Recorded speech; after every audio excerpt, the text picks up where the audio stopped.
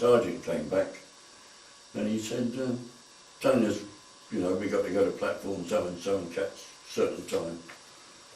And he only sent one of his blokes, a sergeant or something, back. He said, don't your men learn to sloop then? Yeah, and give this poor sergeant who wasn't there, give him a right bollocking. And he couldn't say much because his bloke was a colonel or something. Yeah. Anyway, finished up at Sheerness. By the time we got down there, the snow was quite deep. And we had to wait at Shrewsbury, I think it was Sitting Bull. And we got there 10 o'clock at night anyway. And with the snow, it was quite light. And they all, you know, these red-winged birds that come from Scandinavia, emigrate. Yes, what are they called? Red wings, like thrushes they are, but bigger. They come from Scandinavia somewhere for the winter, don't know why.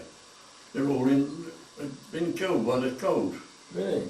Yeah, because they're exceptionally hard winter. Anyway, we got these ruddy barracks, proper old army barracks, and they put us in married quarters, a room like this. They're smaller than this, with a fireplace. You sleep on the floor. Anyway, we all went, they said, step forward those who haven't had Christmas leave. So of course we all stepped forward, nobody's had Christmas leave, but we all just come back off of it. We all clear off home. And it was really good there because they gave you, they treated you as though you was a recruit. They give you your ticket, told you the time of the train, where to change, and your ration books and your whatever it was, and your passes and everything. Yeah, well, let's put you on the ruddy train, and off we go. Go home and I'll leave again. And on the way, I was ill while I was home. Well, I hadn't been in the army long enough to work it, you know. Use me loaf a bit. I could have stayed at home, gone to my own doctor and stayed at home, but I didn't want to anyway. Before I got back, I was really ill. I had twinsies, tonsillitis, flu, something. And the rest of a load of the other blokes got scarlet fever. Yeah, same thing, yeah. And they reckon they got it from the married quarters. Really? Before they went on leave. I should expect that. Their mum thought, I could have had I it. bet he had scarlet fever too. Probably, yeah. Funny enough, I went to hospital there. My mate fetched the orderly. He took me temperature and it was over 100 and something, well over. And he said he got on the blower and he sent an ambulance down. I finished up in hospital. Place called Munster on the Thames Estuary. And funny enough, my father had been sent there from France. Really? When he was wounded. When he came off the ship to Munster Hospital. Funny, wasn't it? And always had a lovely time in there. They hadn't got it. They were expecting casualties and they had loads of nurses. Didn't have enough to do. And then they started, Jerry started dropping atomic mines. Not atomic, magnetic. Magnetic mines, and they didn't know anything about them. So they're blowing ships up right left and centre in the Thames. We used to come down in flying with the flying boat things, not the boat, with Parachutes? No.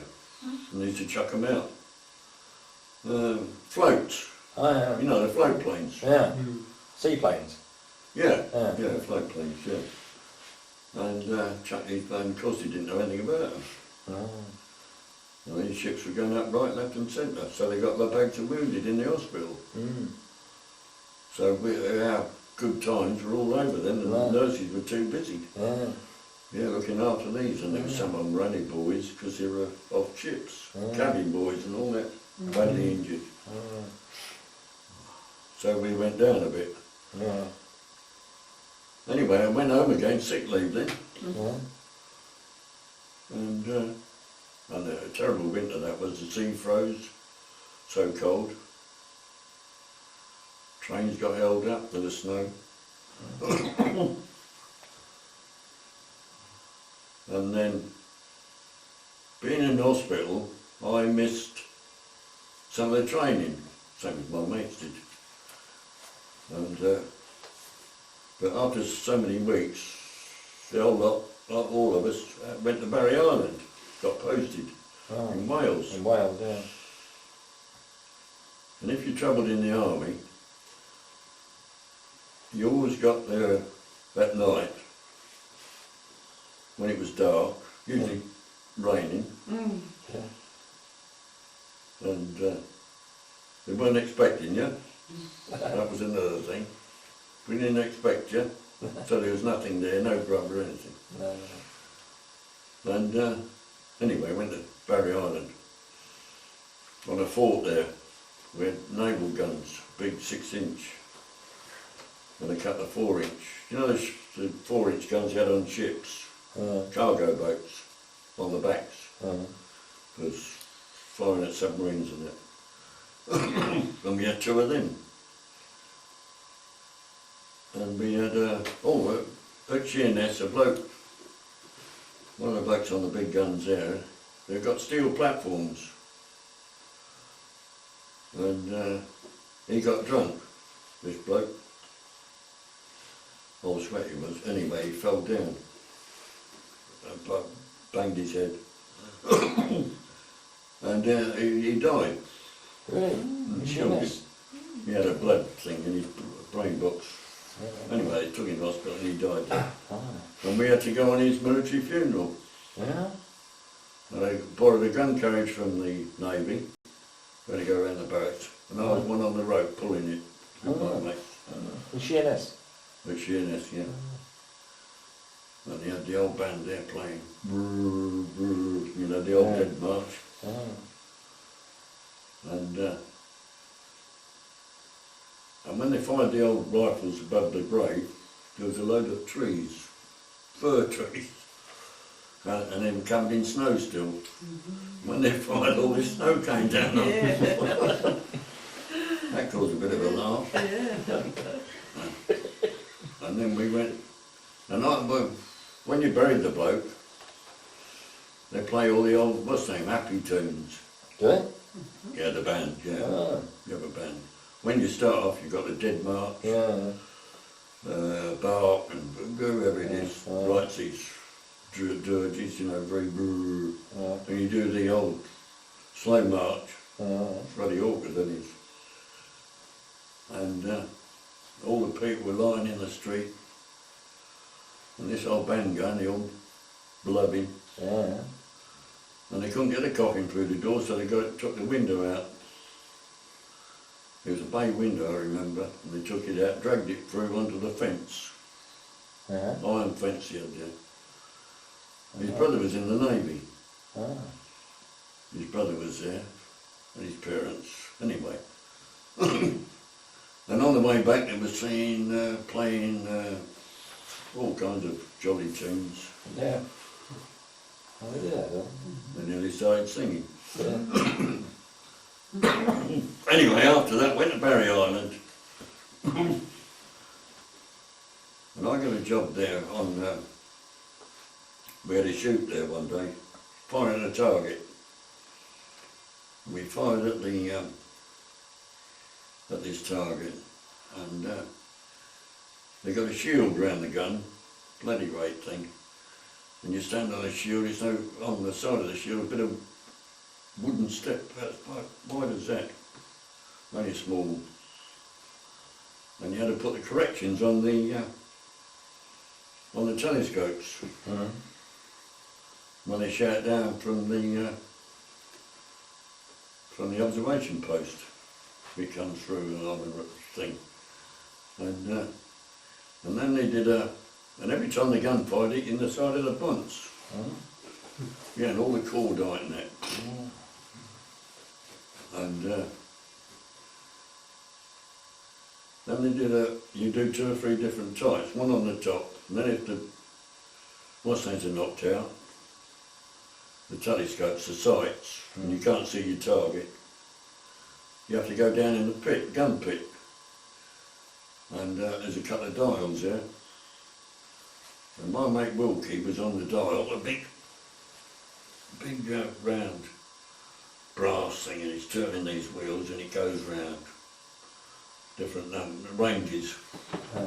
And my job was to read this clock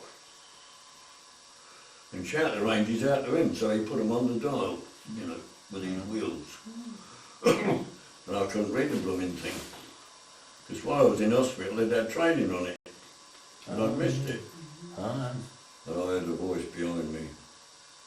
It was only a brigadier saying to the sergeant, the gun sergeant, doesn't this man know how to read that so-and-so dial? I forget the name. It's like a bloody red clock, wooden thing. Yeah, so he got told off.